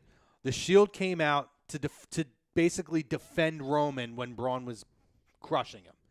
And then what happened? So Braun got embarrassed and went and he brought a faction in. So that was at the heart of that. It was to bring those guys together to enhance the main event program. Then the titles were put on them. And now they're stuck in this. And this is going to be something I don't think is going away in the next couple of months anyway. Do you think that sorry, bro, I No, cut you off no, again. no, you're good. I was going to say, do you think that maybe it's Vince just saying, well, we got to put the Shield in here, because if it's just Roman by himself, he's going to get booed. He's getting booed anyway. But that's the thing, though. Do you think Vince is still sold on the idea that I want to try and get him over? I'm just saying, I don't think they care at this point. I'm just saying, Vince is Vince, and sometimes when he sets his mind on something, you could have someone put a gun to his head and say, you got to drop this, and he'll say, no, I'm sold on him being a babyface, and he's going to be a babyface come hell or high water. You know? I don't want to die tonight. Let me- I want the new bottle. Let me ask you guys this question, okay? Because you'll know where I'm going with this in a moment. It goes into my answer. Normal water. What was, aside from the fact that Brock never showed up in any, consistent basis, what can you say that both Brock Lesnar's title reign and Roman Reigns' title reigns have had in common? Why have they been so frustrating? Let me ask you guys that. Because the answer is very easy for me, but I want to see if you guys are on the same wavelength. Well, for me, it's that they haven't built up any credible challengers. I mean, to me, I just look back and I think, in terms of Brock, he had Roman and Samoa Joe, and that was it. Like, there really wasn't anybody else that And I Braun. thought could. But you knew that they were never going to put the title on Braun, at least not yet. What were you about to say? You were about to say exactly what my answer is. You always knew what? That the champion was going to win. Exactly. That is what. I understand the faction discussion. I understand it. The reason why I've never, because I've ripped Lesnar for not showing up for 9 months. Trust me, that ship has sailed. The reason why, when Brock was around, that I never enjoyed that title run, and why I never was really overly excited to see Reigns go into one, was because it's the same exact thing. You know, and all of us know, that they're not dropping the title except for like there's only 2 spots where they would drop the title unless there's some outside situation that would cause them to drop it. WrestleMania or SummerSlam. That's it. So you know for 6 months at least that, okay, every pay-per-view, okay, the title's not changing. So it was hard to get behind a Samoa Joe, which we all wanted to beat Brock, but we knew he never was going to. We wanted to get behind Braun Strowman of, oh, my God, that'd be great, but we knew he was never going to win, or Kane, or anybody, or AJ Styles. And he didn't face him for the title, but you understand my point. No matter how great and how entertaining their challengers were, we knew they were never going to win. We knew. Go back a couple years ago when Styles faced Roman, like when Styles first came in. Extreme rules. Well, but I mean, I'm not disagreeing with you one bit. I mean, for me, I look back and I say, why was Ric Flair the greatest world champion of all time? Because you could, the old saying, you could put him in the ring with a broomstick and he'd make the broomstick look good. Mm-hmm. But he could make the biggest enhancement talent guy appear to have a shot at winning that championship before he stages the comeback and would get the submission with the figure 4. The perfect example of that was his rivalry with Ricky the Dragon Steamboat. And Ricky even won the title, and people bought it. And at one point, I don't think anyone would have bought it at first. But it's funny, and you're absolutely right. But I joke about it with you guys all the time when we talk about, we got to go. But how many times, can I remember growing up watching, NWA Worldwide, Mid-Atlantic Championship Wrestling on Channel 17 on a Saturday afternoon, and it would be like 1:52 p.m., and Flair would be getting into the ring with like Denny Brown or Mike Williams or some guy that in today's world would be a 3-minute squash. And at, 1:52 p.m., Flair's getting into the ring, and they're doing, 8 minutes of back and forth catch as catch can, and it's a great match with a guy you've never even heard of. And then the show goes off the air with David Crockett saying, we'll keep the cameras rolling, and if the title changes, we'll give it to you next week. Well, the title never changed. But you had 8 minutes of Flair and an enhancement talent putting on a 4-star match on a Saturday afternoon. Because as the world champion, it was just that good. Well, that was the beauty of the territories. You get to go in, and that local guy or that local talent that was the big guy, you can have that kind of a match with them. In today's world, you would have been like, no, he would have never even sniffed a world title shot. But back in the territories, that was a possibility back then. What are you laughing at? Oh, it's a good comment to you. Go ahead. Here we go. This might trigger This something. might trigger it. Here Maybe we we'll go. let it go now. Yeah, here we Oh, go. boy. All right. So I'll read them down from where they were at. Let's build up to it. All right. So no, I'll just read that comment 'cause this is after the break. This is since after the break. Andy Ritter says, shows were on TV when you were a kid growing up, Mike?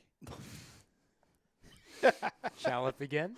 No, I'll laugh at that one. That's kind of funny. That was pretty funny. It made me laugh. They'll get theirs later. Yeah. But here's the thing. You talk about, well, you knew who was going to win.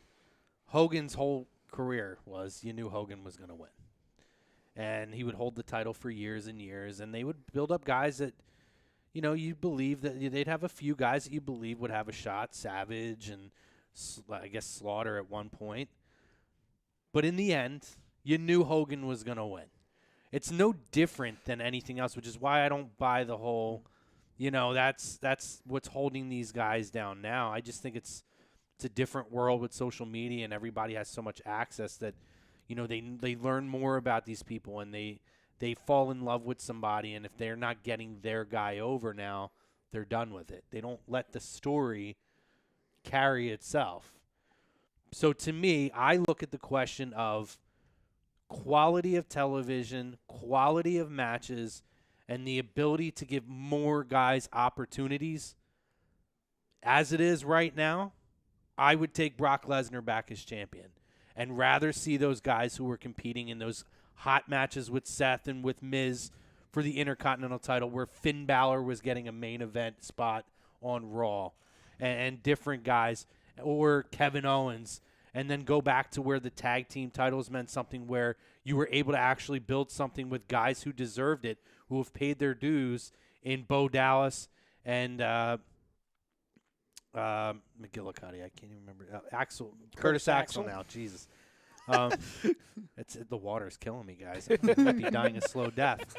But, you were able to do that to let the Revival come in and cut some really good promos and give them a serious highlighted spot, as opposed to this week we watched them do the main event show previous to Raw. They were on main event. I would rather see those guys who were super talented guys get the opportunities and then get the big money attraction match. Because when Brock was there, when he had his feuds, whether it was with Braun Strowman, Roman Reigns, Samoa Joe, it was money.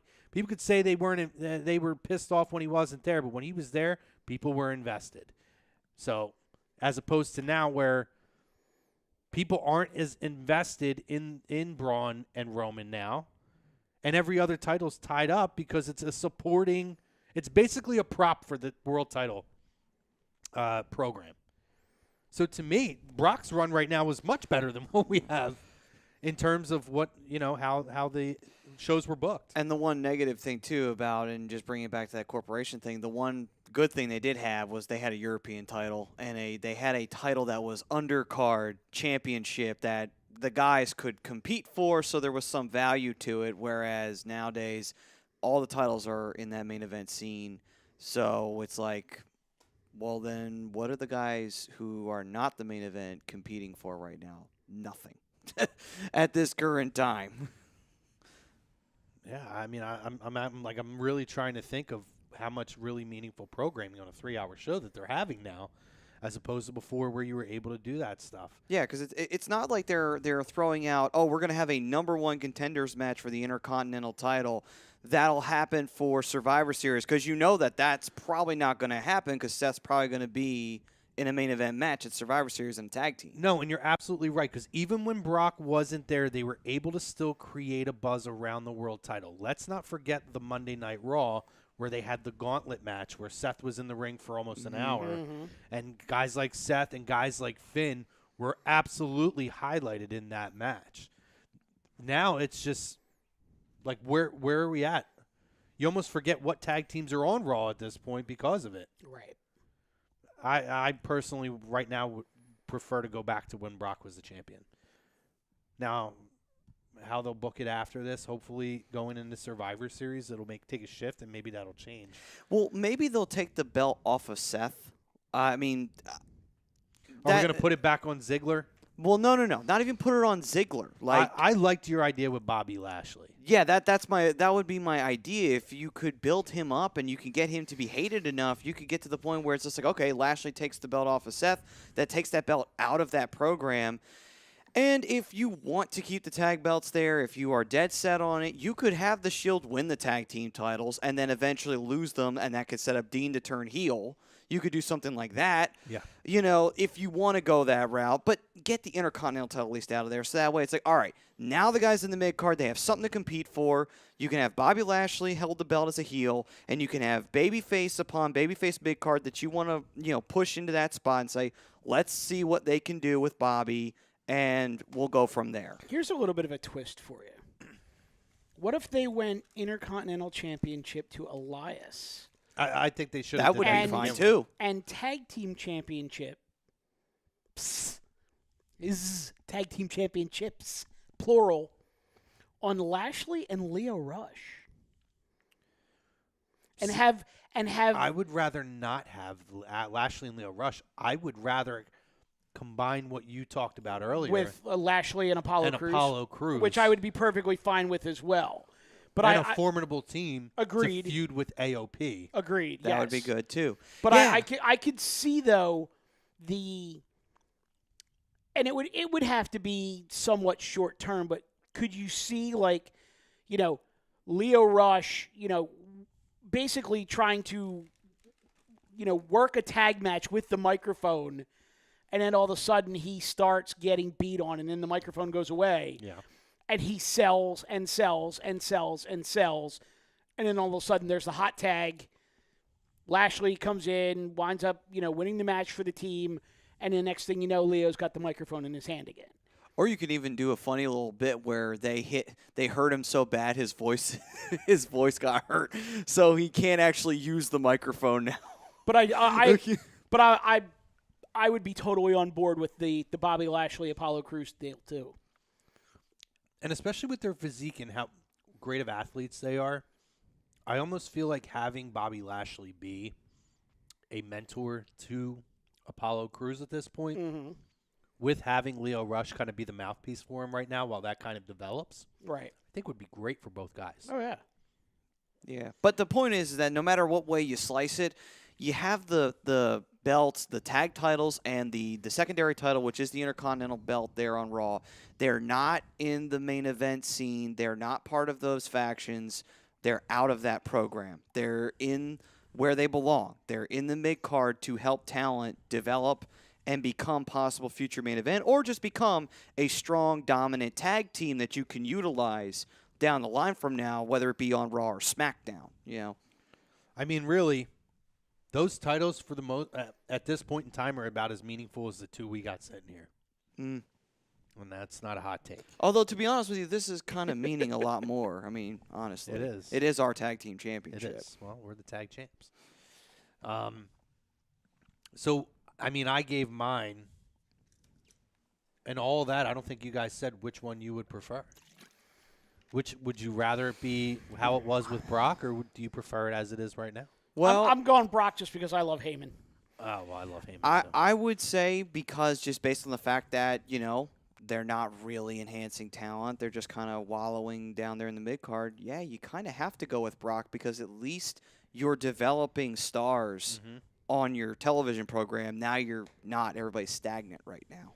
No, I mean, Brock Lesnar on screen is way more entertaining than Roman Reigns on screen.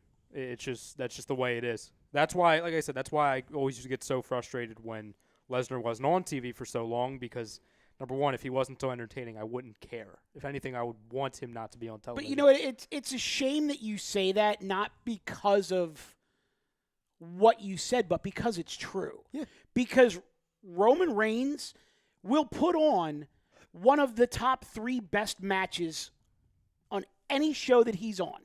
The guy works his ass off. You're 100% right. And So underappreciated. yeah, he is ridiculously underappreciated, and it has nothing to do with him. Nope. It's all the way that he's been pushed and booked. Yep. 100%. So you pick. I said Brock. You pick Brock Yeah. too? Man, I never thought I'd hear that day. Some news items this week, guys. We got a segue out of that one. I like the awkward segments. They're segues. They're awesome. Awkward segues, yeah. It's good shit. I told you guys I'm dying, so I'm just kind of going with the punches. So let's start with Bound for Glory and the conclusion to Bound for Glory. Austin Aries. So Johnny Impact, John Morrison, Johnny Mundo, Johnny whatever you want to call him. Nitro. Johnny Nitro. John Morrison. Hit Starship Pain on. By the way, the storytelling in this match was fantastic. Agreed. It was stiff. You saw a different side of Johnny that I've never seen before out of him. It was stiff. His wife Taya Valkyrie flipped off Aries in the middle of the match and said "fuck you" to him. Well, he was making fat jokes about her on Twitter. I know he was. And apparently so if you guys heard about the press conference the night before Bound for Glory at the Hall of Fame induction of Abyss, apparently people weren't sure, was it a work? Was it a shoot?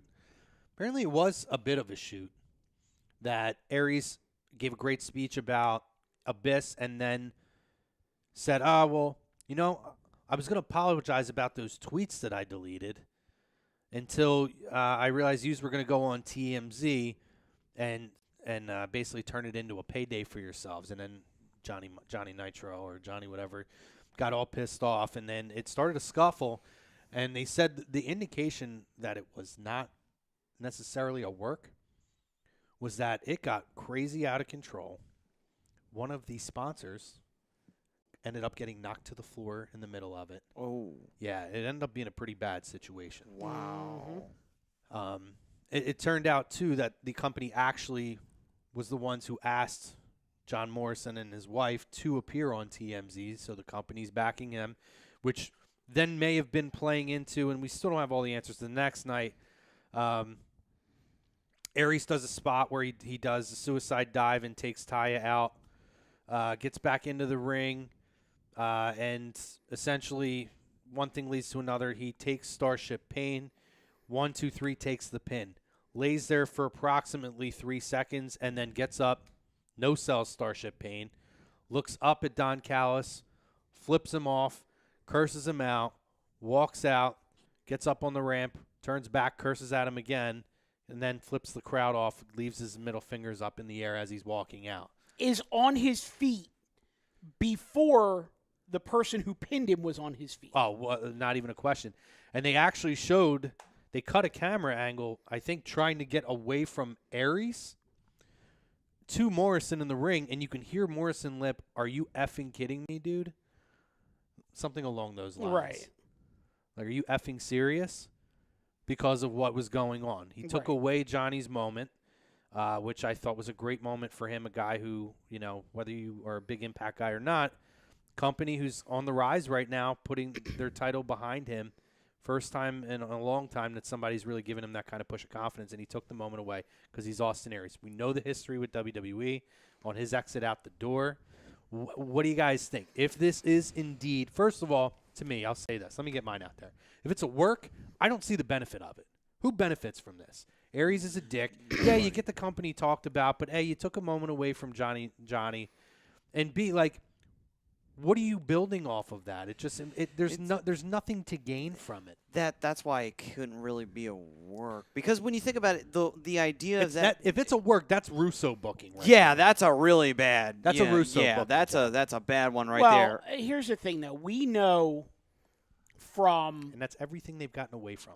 But we know from the past in WWE, in TNA/Impact, in Ring of Honor, in various other independents, if you will, that when Austin Aries doesn't get his way, he takes his ball and He goes home. goes home. Or goes somewhere else and plays another playground. And you and I have a bit of, shall we say, inside information that Austin is also working for another company and seems to have a bit of, shall we say, power and booking authority for other said company. And maybe Impact kind of caught wind of the fact that their champion was putting more time and effort into another company than he was theirs and decided they're going to make a switch, and he was none too crazy about that. So he handled business the right way He did the job. until the bell rang, and then he handled business the way Austin handles business. See, and you know, you go back to seeing things like that, and you know what that reminds me of? It not in the exact same way, but it reminds me a little bit of what happened with Bret Hart in this sense. Bret could have decided to be the bigger man and say, you know what, I'll do the job because you know what, I'm going to WCW and I'm making how much money? He's making 10 times more money than he was making for WWE ever a day in his life. And he could have just put it all behind him and be like, you know what, the dread and the cancer of dealing with Shawn Michaels is over. I don't have to care about it anymore. I don't want to care about it anymore. Let them deal with it. It kind of reminds me of that in a way because Aries himself, but he's the more of the heel in this case, he's basically just not wanting to do business. He's, he did the job, but he's going to get his point across immediately how unsatisfied he is at the expense of somebody else. And that's kind of like, that's counterproductive for not just the people you're trying to, screw over, because a lot of times that makes them look like the babyface at the end of the day. It hurts you more than it hurts them. Because look at it this way, Impact's still going to be here. You know, out of everything that they've gone through, they have surprisingly survived. They'll survive this. They survived almost folding because of Dixie Carter. And at this point, they're on an upswing. Yeah, so they'll survive that. But how many bridges can Aries burn before he runs out of bridges? And that's that's the question. That's the question that's been Wow, put out there a lot on social media. That was prophetic. How many bridges can he burn before he runs out of bridges? I could not have said that. I probably would not have said that. That was prophetic, poetic, and any other ick you could come up with. But Sudi dropping some science on us tonight. no, and he's absolutely right, yeah. That's been a lot of the point of what people have talked about on Twitter is how many times is this guy going to put on his pouty face, pick up his ball and go home, and burn the bridge on the way out? Like, you're now talking about two of the major companies in the United States. I mean, he can go to Ring of Honor, I guess, if they're willing. If they're willing to take him back, and maybe they are. I don't know. I mean, But- they probably will, only because the only time they never really wanted to consider bringing him back was when Jim Cornette was the booker. That was the only time, because that was the only time that someone basically told Aries, I'm not going to put up with your shit. And that's when Aries took his ball and left ROH the one time. well, Yeah. we do know that the other company that I mentioned, and I'm not giving the name only because we're not yet certain that is going to be the name when they hit TV, but they do have TV. Some blasts from the past on their TV tapings, and some guys who could be the future on their TV tapings. So pretty good names now. Chrome and I were privileged to see a run sheet for a set of TV tapings, and it was interesting. Yeah, So it was pretty good. we will we'll see what happens with Austin Aries. Yeah, but I mean, it was definitely a notable point and very interesting to see what's going to happen with this guy right now. And then another person you can bring up, too, is like he's kind of acting a lot like Punk did when he left WWE. Yeah, he is. He You is. know? But the only difference is Punk only acted this way to WWE, whereas Aries is acting this way to everybody, where it's just like, at least Punk didn't burn any bridges anywhere else. That's a great point, though, because the hypocrisy of the wrestling fan base amazes me. Because he's acting exactly the way Punk did. You're 100% correct. And I'm seeing But Punk people wanted on, ice cream bars. But I'm seeing people on Twitter who are Punk backers who are shitting all over Austin Aries right now. You didn't drink mine, did No. you? I started a new trend. Sniff your water. But I think it's when you get to a certain point in the bottle. No, listen, my bottle smelled like What all does the it way up release here. a spray or something? What is it, a skunk? What are Apparently, you talking? Was there a What little is it? sensor in here? Is it a skunk? What are you talking about? Oh when it gets my to a goodness. certain level? He almost went into like a Vince voice on that. Damn it! Listen, pal. Do I need to be afraid? I'm just saying. Be very afraid. Oh, great. I think I've started a new trend right now. This is the new Yes channel on here. It's sniff your bottle. Time to go back to the soda. Sniff your bottle. Sniff your bottle. Good stuff. But yeah, I mean, to round it out, it's interesting of all the hypocrisy of the wrestling fan base or the Mark fan base, that the same people that will back Punk for doing the same kind of stuff will shit all over Austin Aries. And it's a guy who has an ego. He's a great talent, but picks up his ball and goes home when he doesn't get his way because he truly believes he's the greatest man that ever lived. It's pretty apparent. And he's banging Selena Vega. God, that bothers me so much. Come on, Zelina deserves much more than that. I thought she was banging Almas, but that was just me. No. Storyline, baby. Still, though. Hey, sometimes they cross into reality. You never do know. Interesting with NXT, there's a lot of, they're very clearly restocking the cabinet. We're restocking the cupboard. On the female side. Anything pretty much all over. Ryan had a few of the names of the guys, but they've big names. Happiest I've been, one of the happiest that I've seen in a while was the video of them telling Mia Yim that she's officially signed. Mia Yim last year, you guys know I'm a huge Mia Yim mark. I like her a lot.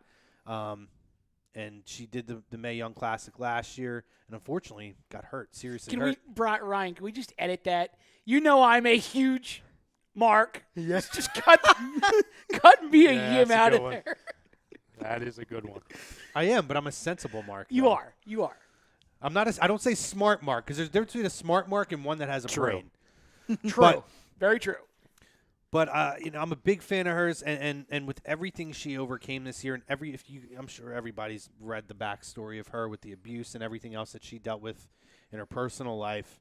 One of the most talented women, in my opinion, in the world as far as professional wrestling. And what a cool moment that she had a really good showing in the Mae Young Classic, and then Hunter approaching her, and the NXT crowd paying that kind of respect to her, where they were chanting in the crowd, signed Mia Yim. So, and it was interesting because it was almost the same thing that happened with Cedric Alexander. Yeah, that's what I told that was you. the point that he brought up. Absolutely. Cruiserweight Classic 2 years before, but I think to a much higher degree. Yeah, that's a great point. Ryan mentioned that earlier. He said it kind of reminded me of that. Great video. I really enjoyed that, and I'm really happy for her, and I'm looking forward to seeing what she's going to do. What it goes to show you is the talent that has gone under the radar in Impact Wrestling, and I'm even taking the men out. Even when Impact was at some of its lowest points, they have always had a good women's division, knockouts division. And they've had some of the best women roll through there and work through there. And now you're seeing it where now Mia Yim's getting some recognition. They had Sienna come in. For me now, you guys know I love Rosemary. I want to see Rosemary come in. I'd love to see her. Maybe if they can manage to get their hands on her with Wyatt, they can make something happen. They would be a great little pair to put together. I think the one that they missed on completely, and I've mentioned this name on the show before, especially around All In, was Jordan Grace. Yeah. It looks like she's now officially signed with Impact. And I understand that she may not necessarily be the body type that they look for. Right. But I think Nia Jax has put the whole body type, call it stereotype, to rest. Yeah, and for a company that's puffing its chest out and being more progressive with the way that society is, I think that stuff will start to go by the wayside. Tessa Blanchard's one I would love to see go back. I don't know what the truth is as far as her attitude issues behind the scenes, but I mean, I've met her in person. She's a really nice person. I met her at a bar. Like, I didn't even meet her at like a signing, and she seemed to be a really nice, really cool person. So I don't know, but another super, super talented girl. There's plenty of people that have had their history of not being the greatest person in the back of the locker room, but WWE keeps them around for like 20 years. Sure. So, but I thought it was really cool. And Chelsea Green also was brought in. Chelsea, another talented girl. I thought she could have came in right out of Tough Enough, to be honest. She seemed like a pretty good talent there, but she managed to go and develop her talents on the indies and in Impact Wrestling, and I think briefly in ROH as of recently. And she even did a match or two in Lucha, I believe. And there are also heavy rumors that we may be seeing a Tennille Dashwood return. Yep. Really? I didn't hear that. I saw her Instagram post. She was teasing that. She put a picture of Emma, like the old Emma, and she's like, "Oh, what are some characters you would like to see from the past and maybe the future?" Wink, wink. Yeah. Wouldn't mind that. She's been doing a lot of great stuff too. I would love to see a hybrid of the Emma/Emmalina character come back and have her almost portray the Emmalina character in terms of the way she looked, but have her be that badass heel Emma with the leather gloves and the sunglasses. I don't think you'll see it, though. She hated that shit. That was one of her big fallouts. She hated that Emmalina. Right, but that's the thing, is that it was, if she does the gimmick but does the gimmick as Emma, you know what I'm saying? Yeah, I know. Like you combine Emmalina look with the Emma gimmick, Well, I think essentially now they've that ship has sailed because they've essentially done it with Mandy Rose. which, yeah, So the ship's probably not sailed that on I one. have any problem Yeah, with that me neither. whatsoever. Neither does David Rosca, I can tell you that. Shut up, Saxton. You're ruining this. But Well, it was funny as hell because the Riot Squad comes out on Monday night, and I just look at him and I go, why couldn't they flip Liv Morgan and Mandy? Oh, I know. Just, that would have been the best thing ever. But no, I mean a lot of talent coming and getting ready to roll through the Performance Center, which also tells me we got a number of call-ups coming. So we got to keep our eyes on that stuff. I'm going to forego any other news points because I know Mikey's got something to say. Do you want to, or do you want me to save it for another time? No. Yeah, do it now. No. No. Okay. I have this week in this day in wrestling history. I'll let me just jump in that. I'll pop that in, and then we can close the show with Mike flipping out. Well, there will be no flip out. Or maybe there will. We'll have to see, right? All right, this date, October 20th, in wrestling history. We had, 21 years ago, Judgment Day in your house from the Rosemont Horizon. The main event of that match was The Undertaker and Kane. They fought to a no contest for the vacant WWF title with Steve Austin as the referee. The night Austin got fired It's the night from the that Steve WWF. Austin was fired. You're fired, Austin. 20 years ago, the Hollies defeated the Rock and Sock Connection to win the WWF Tag Team titles. Would, Oh my would that God. be Crash and Yeah, Crash and Hardcore. Hardcore? On the same night, in Philadelphia, the Filthy Animals, Conan and Rey Mysterio Jr., Conan, defeated the Harlem Heat to win the tag team titles in WCW. That was the cool version of the Filthy Animals, the one without Disco Inferno. 15 years ago, on Raw, Edge defeated Vacant and Shawn Michaels in a triple threat match. You know who Vacant is. We know who Vacant is. Yes. In fact, I saw Vacant today. I was watching the Excuse me. video. Was watching the Just video. the way he approached that was like, you what? I was watching the video of the Eddie Guerrero Hall so of Fame what? induction. Yeah. And Vacant played a big part in that. I'm like, what? Excuse me? Dude, for a second I was like, that's... was this a work the whole time? It's great. Oh my God, that would be the greatest work in history if that's the case. By God. Listen, pal, they blew up my limousine, and I'm still here. Listen, I'm probably going to sound pretty terrible for this, but at WrestleMania 26, I did call that Owen Hart never died, and he was going to show up and screw Vince at the end of it. Never happened, though, unfortunately. 10 years ago today, AJ Styles defeated Sting in the main event of Bound for Glory. He retained his title. WWE also launched 9 years ago today the Stand Up for WWE campaign. It's pretty much all I got. It is Simon Gotch's birthday, by the way, guys. He's a Enzo will douche. be especially excited for him. Yeah, he's kind of a douche. Yeah, it's pretty much all we got here. You know what? We got 1 minute left. Just Go pop ahead. it off real quick. Go You're ahead. good. We got a couple quick minutes. Just Go take your ahead. time. You're good. I ain't worried. So I just want to address something to our friends down in Texas, Jackson Ritz, in this very ring. Which you can see on Mondays when Which they you- drop their you can show see at on, noon. on Mondays at 12 noon here on A2D Radio, and that is my point, gentlemen, is I will tell you, do not bite the hand that feeds.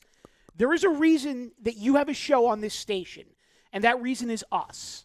The four of us worked tirelessly for months to get Mr. Arnone to agree to allow a wrestling show on these airwaves. That it took me 2 years to build. And it was our success on these airwaves that allowed me to then go to Tom Arnone and suggest that you guys also be allowed on these airwaves.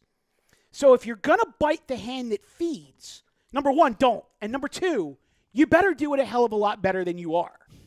Now, Andy, I love the kid. I've known him since he was in the womb. There's a reason that his middle name is Michael, and that may or may not be a little... We'll let you decide. But Jax, let's talk. You want to claim that you are the best in the world at what you do? I'm going to beg to differ because immediately you screw yourself. You're blatantly using a Chris Jericho line to put yourself over. And oh, by the way, you're going to come and you're going to sit 6 inches from the camera while you're cutting a promo on this man? Okay, number one, we saw the 6 inches from the camera last week or 2 weeks ago on AM and the PM.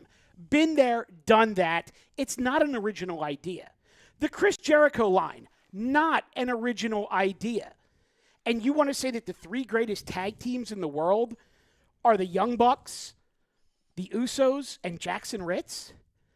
Well, if you're going to be so fond of using other people's lines, allow me to tell you to take your super kick party to the Uso Penitentiary and shove it straight up your candy ass. Because you don't mess with this group right here. You sit down there in your little suburban Houston hellhole talking about how you're going to do this and you're going to do that when you come up here for WrestleMania weekend. Well, as The Rock is so fond of saying, don't sing it, bring it. Because we'll be here in New Jersey waiting for you guys come April, and you better bring the good material, not the bullshit you're ripping off of guys like Jericho and Austin and anybody else that you want to quote on your little Monday afternoon show. There's a reason why our show is in prime time and you're at kiddie time, because you're a couple of young boys still learning the ropes, and once you get past 7 or 8 episodes, maybe come talk to us again. Until then, as The Rock also likes to say, know your role and shut your mouths. Nice. All I'm going to say, you said more than enough there. I got one thing I got to say, okay? We're the original tag team of A2D. We have been since the moment we hit the airways. So I'll tell you right now, just like the Revival, we want to go and talk about other tag teams and this and that. Well, the Revival, they come out and they tell people, we're the guys. We're made guys. They're also main eventing on Main Event. Meanwhile, these guys are live on the main show during prime time. That's all I got to say. Talented guys, you got to work your way up.